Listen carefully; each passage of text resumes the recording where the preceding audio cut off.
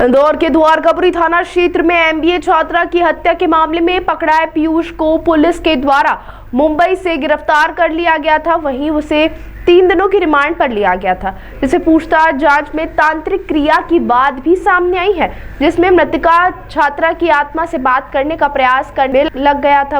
वहीं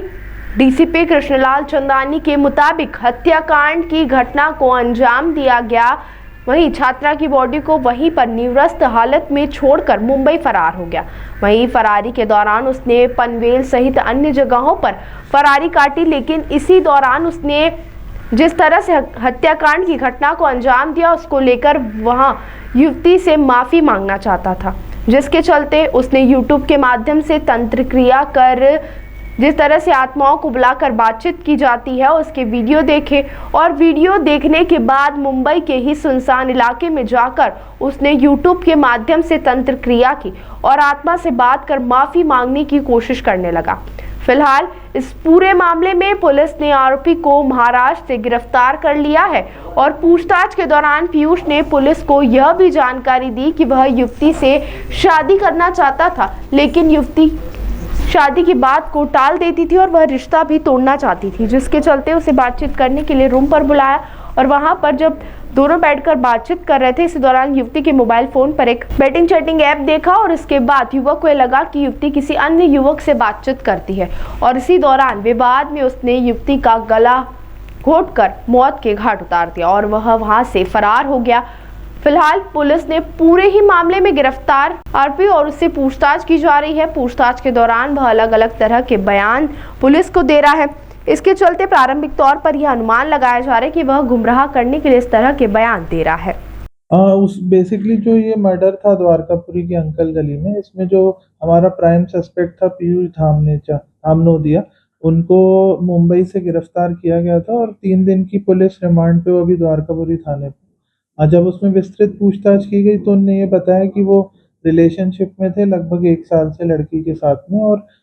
जो है उसके घर वाले शादी के लिए तैयार नहीं थे, तो उसी को लेके इनका लड़की से लगातार विवाद हो रहा था। उनने अपनी पूछताछ में बताया कि उस घटना को ये अपनी रिलेशनशिप को सॉर्ट आउट करने के लिए घर गए थे और उसी के बाद इनके आपस में संबंध भी बने। संबंध बनने के बाद इनकी आपस में कुछ कहा-सुनी हुई और जिसके चलते उनने लड़की का गला घोंट दिया था। गला घोंटने के बाद ही उसी दिन रात को ट्रेन से पनवेल मुंबई चले गए थे और फिर वहाँ पे एक दिन ये होटल में रुके। अगले दिन लोकल ट्रेन पकड़ के फिर ये बॉम्बे गए और वहाँ पे ये, जैसा कि पहले भी बताया गया था, कि मेट्रो में घूमते-फिरते रहे और उसके बाद इन्हें लड़की का मोबाइल भी वहीं तोड़ दिया था, एविडेंस डिस्ट्रॉय करने की कोशिश की थी और फिर उसके बाद मुंबई पुलिस की मदद से इंदौर पुलिस ने इनको हिरासत में लिया था।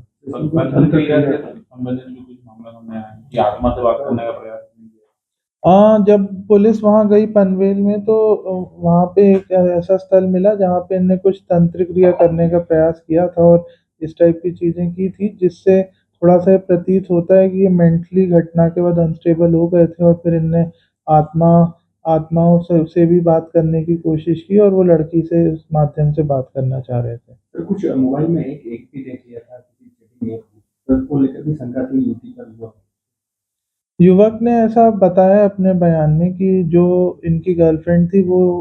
किसी और से भी बातचीत करती थी ऐप के माध्यम से, तो इस वजह से भी शंका हुई और जिसके कारण ये घटनाक्रम हुआ। सर मुख्य कारण क्या रहा है इस पूरा क्या मुख्य कारण अलग-अलग इसमें जैसा कि मैंने बताया, मुख्य कारण तो एक शादी का दबाव बनाना, एक वो कारण तो था ही। उसके अलावा जो है लड़की भी दबाव बना रही थी और इनके पेरेंट्स भी सपोर्ट नहीं कर रहे थे, तो साइकोलॉजिकल स्ट्रेस में थे और फिर बाद में थोड़ा-सा इनके लड़की से भी इश्यूज़ हुए क्योंकि लड़की कुछ और लोगों से भी बातचीत करती थी जिसको लेके ये इनसिक्योर हो रहा था आरोपी। तो आरोपी ने उस इनसिक्योरिटी के चलते और इस दबाव के चलते पूरा घटनाक्रम कारित किया। 15 दिन पहले योजना बना ली थी इन्हें। अभी ऐसी ऐसी कोई प्रमाणिकता नहीं है कि 15 दिन पहले योजना बनाई थी, बट जैसा कि मैंने बताया कि उस दिन ये लोग गए और वो थोड़ा-सा फ्रस्ट्रेटेड था, तो वो उसी के चलते उसने घटनाक्रम कारित किया। हाँ, नशे की बात यही है कि जब इसने हत्या की उसके बाद इसने वहाँ पे